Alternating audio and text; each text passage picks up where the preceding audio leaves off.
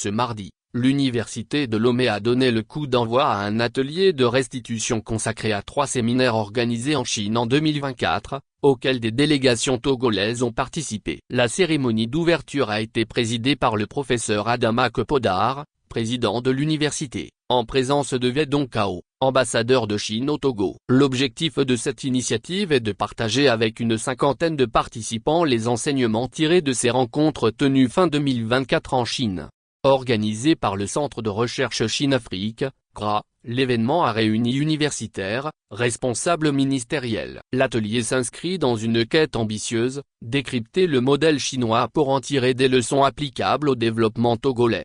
Les 3 séminaires, la modernisation à la chinoise, le dialogue des think tanks africains et la gouvernance à la chinoise, ont offert aux participants togolais un accès privilégié au rouage d'une puissance mondiale. Il s'agissait de comprendre comment la Chine structure ses systèmes pour un développement harmonieux et durable, a expliqué le professeur Joseph Tsibé, directeur du CRA.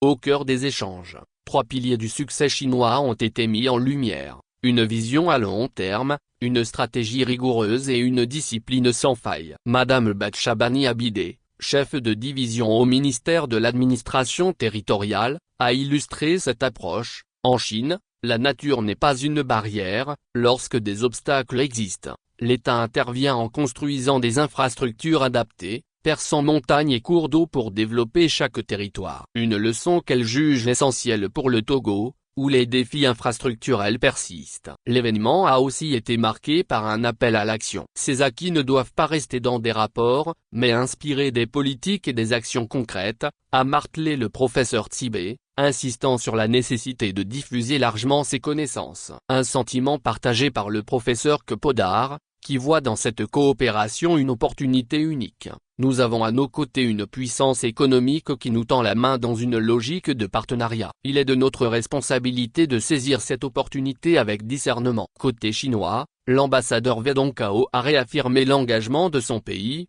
La Chine est disposée à partager ses philosophies de couronnement et ses expériences de développement. Mais au fond, notre politique est nette et claire. C'est de soutenir toujours les pays africains pour explorer en toute indépendance les conditions qui leur suffisent. Une promesse d'autonomie qui résonne avec les aspirations togolaises. Entre planification centralisée, indépendance énergétique et intégration citoyenne, le modèle chinois fascine et interroge. Pour les participants, l'enjeu est clair: adapter ces principes à un contexte local marqué par des défis sociopolitiques et économiques propres. Alors que les relations sino-togolaises, nouées depuis 1972, continuent de porter leurs fruits dans l'éducation et la recherche, cet atelier pourrait bien poser les jalons d'une gouvernance renouvelée au Togo. Reste à transformer ces leçons en actes. Actualité éditoriale featurait Pays Société Togo.